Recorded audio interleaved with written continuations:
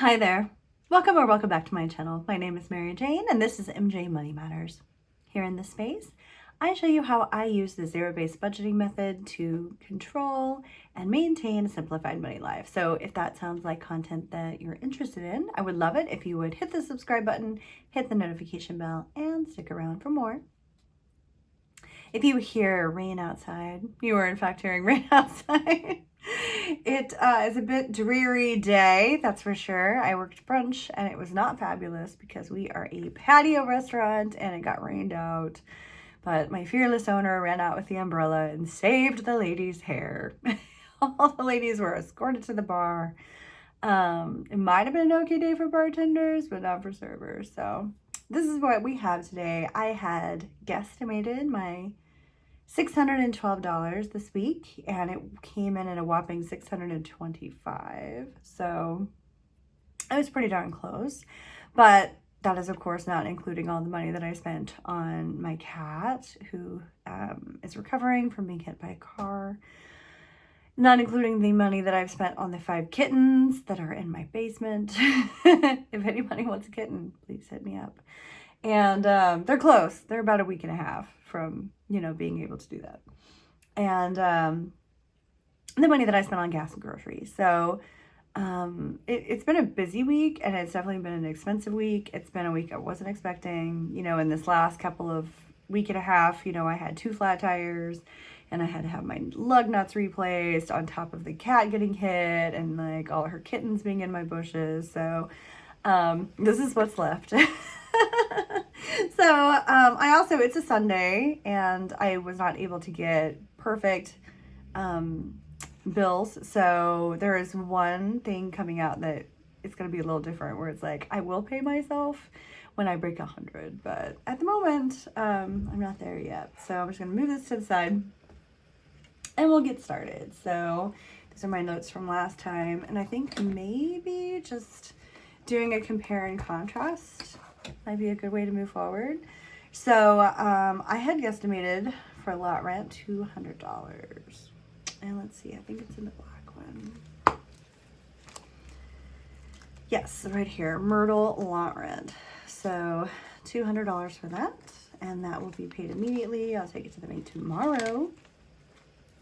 Myrtle, of course, is my travel trailer. I can't wait to have her here. But in the meantime, she's with a friend of a friend who's very lovely, and she lives on her ranch. It's like where New Mexico and Arizona meet, about 50 miles from the Mexican border. Storage will be next week. Sirius has already been paid.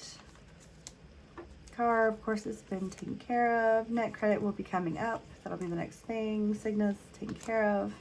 Jack's car wash is good. Obviously, I'm not getting a car wash right now. And Lawn Love. I am getting my lawn taken care of tomorrow. I get it mowed every other week, bi-weekly.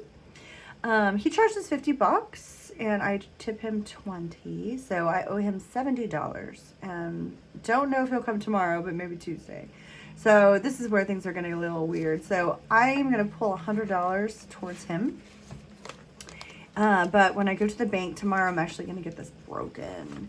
And what I'm going to do is I'm going to take 30 of that, and I'm going to put it into my Turo box. So my big lovely box from Lux Designs. I have currently $200.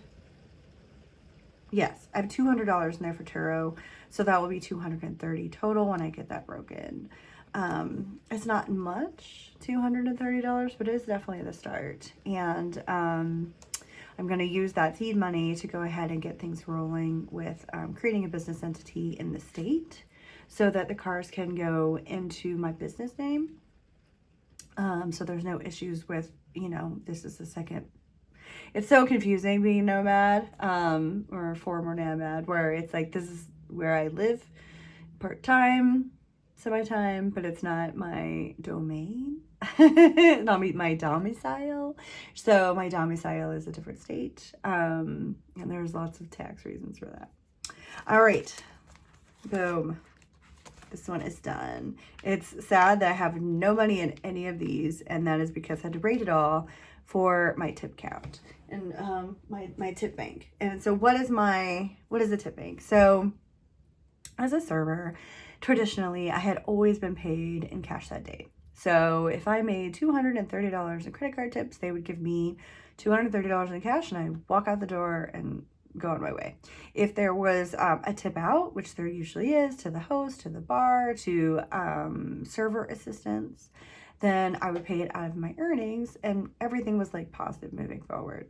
But it's changing a lot, and the way that they're doing it at a lot of different restaurants is going this way, where your credit card tips will go on a paycheck that you will receive the week after next.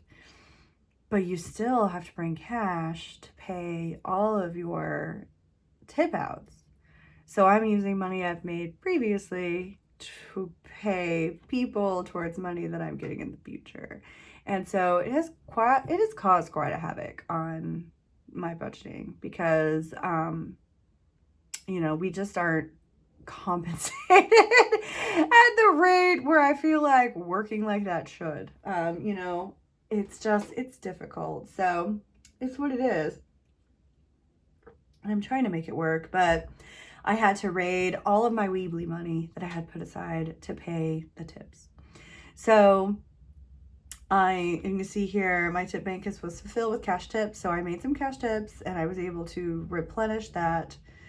But I'm just replenishing enough for the money that I'm going to owe. It's like I'm not making enough then to go back and repay back the envelopes, which is very frustrating. And so there's certain envelopes that I'm not going to touch. And that's kind of how I've worked it out with myself. Like there are certain envelopes I just will not touch. The money will not come out of that. I have twice had to literally go to the bank where I keep my savings, and I've had to literally pull money out of savings to be able to go to work. Not ideal. Like I said, it's only happened twice, but it is very difficult to budget for this. So zero-based budgeting and with cash has been the best way that I found. I'm definitely going to stick with it. All right, so let's get this started. Just put $200 towards the lot rent. All right, so Detroit box, I think it's here. Yes. So my Dallas mailbox, I paid 6 months up front. I had been putting money aside,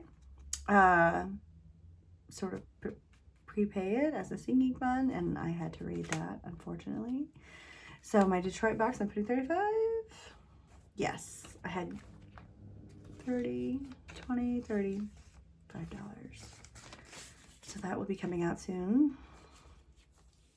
I also, this month, I had my huge purchase and huge purchase in the living room that came, my coffee table, and I started working on the wallpaper, which is also like very pricey. So I'm buying the wallpaper in sections. So there wasn't a lot of extra this month. SAG is paid. I had these set up to put aside $15 a month, $20 a month. At my old restaurant, where it was all money forward positive, it was much easier for me to fill these envelopes because it was like, oh, I have $15, let me shove it in. Now it's like, I have $15, I better put it in my tip bank. So, oof. School's about to start next week. So today is Sunday. I think the kids go back on like Thursday. So in less than a week, school starts. So that will kick in a second form of income when I pick up some shifts, but I really would like to work at like a breakfast place as well and not deal with the headaches that is education. I keep saying that. Hopefully I can make that work. Mint just got paid. No worries there. And like I said, Weebly, I had to rate it. Weebly is my host for my website. All right, so let's see. I paid $35 to the Detroit box. All right, Paramount Plus is in my account. So I only pay $7.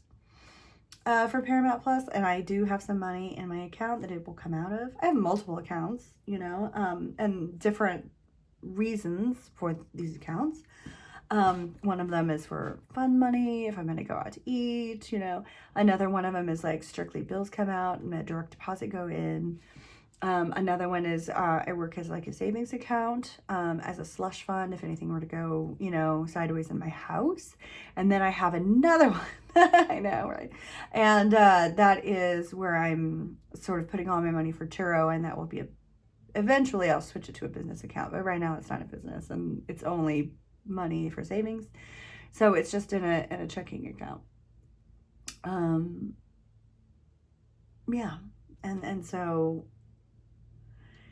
I have Zelle, and I will say it's been confusing because, you know, it's like, oh, you can do it by your phone number or you can do it by your email address.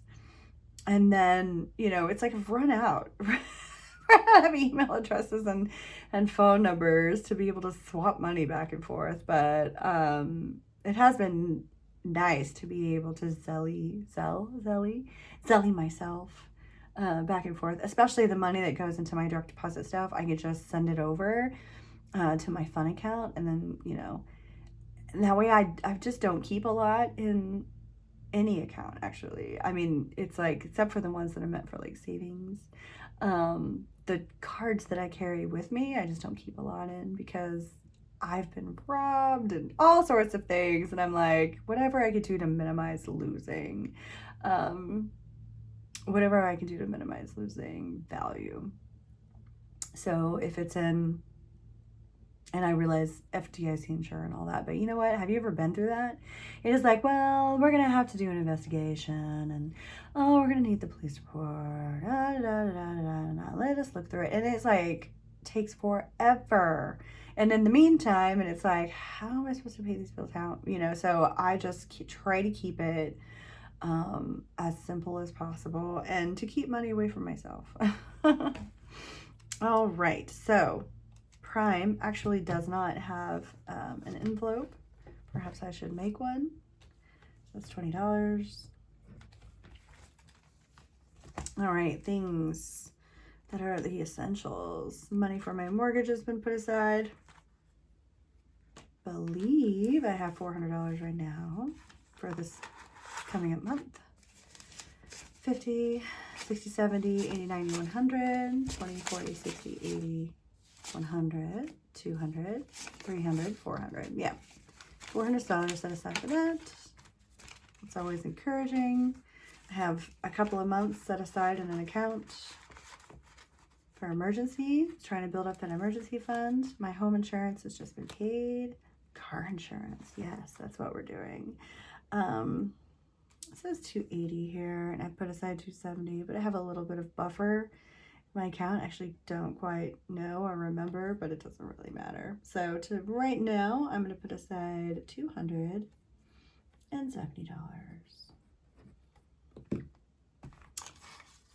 It's 250, 60, 70. So I'm going to pay that early. I know I've mentioned this before, but if you're new here, I do try to pay it early because I get panicked when I get those notifications like, this is due in 3 days, you know. And I don't like auto deduct. And the reason is like, I like to control it. And also I don't want to have to babysit myself. Like, oh, that's that $270 that's coming up for the auto insurance in a week and a half. I better not touch that. It's too much to keep in my mind. I'm like, I like forward positive money. I have learned that about myself. So I only put it in right when I'm about to pay it, and I pay it. End of story. So if there is money in the account, it's specific. It's like, oh, that's what I'm going to spend at the grocery store. That's what I'm going to spend at Target. That's what I'm going to spend at Kohl's. And it's like, that's it. That's the budget. And so I don't want to be like, oh, well, okay, that's $350 minus $270. So that means like, math has never been my strong suit, and I try to keep math to a minimum.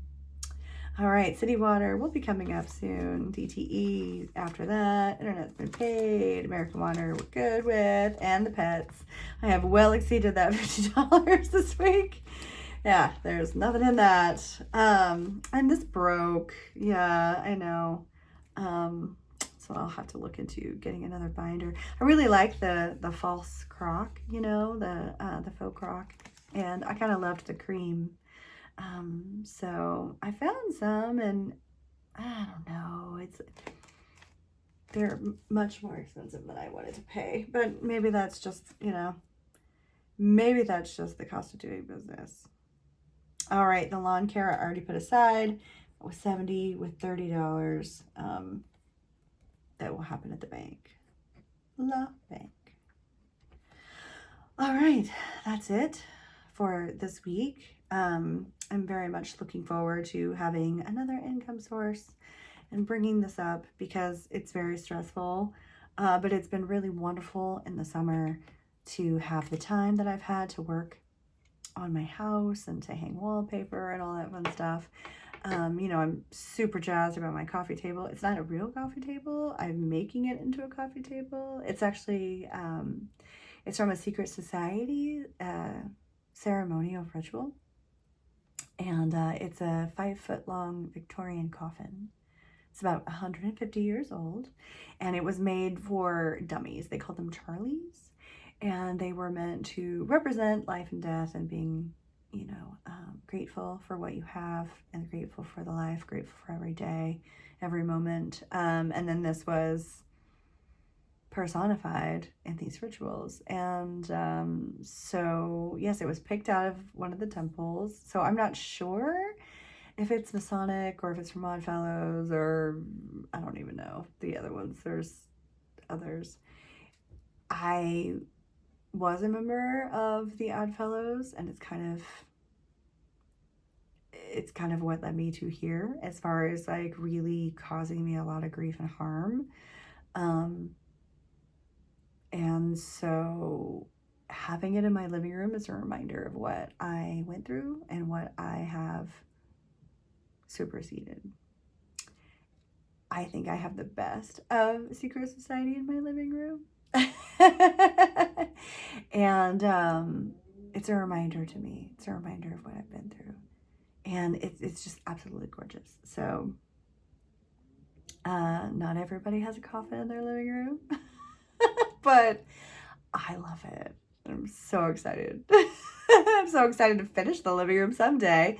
But for now, I'm just happy to have a living room. So working on practicing gratitude and having to start over, moving here in a car. I definitely have sort of embraced minimalistic living, but I'm like very maximalist in my aesthetics. So I'm trying to be a maximalist minimalist, which is an oxymoron. Have a great day, guys. Thank you so much.